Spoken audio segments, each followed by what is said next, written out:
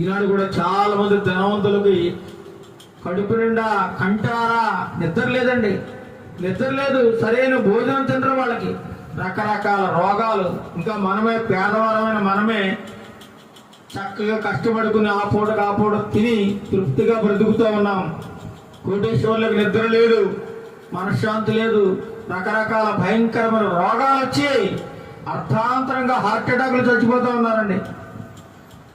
వారితో పోల్చుకుంటే మనం చాలా బెటర్ అన్ని విషయాల్లో కూడా, అన్ని విషయాల్లో. అందుచేతనే మీ ధనం ఎక్కడ ఉంటుంది, మీ హృదయం కూడా అక్కడే ఉంటుంది.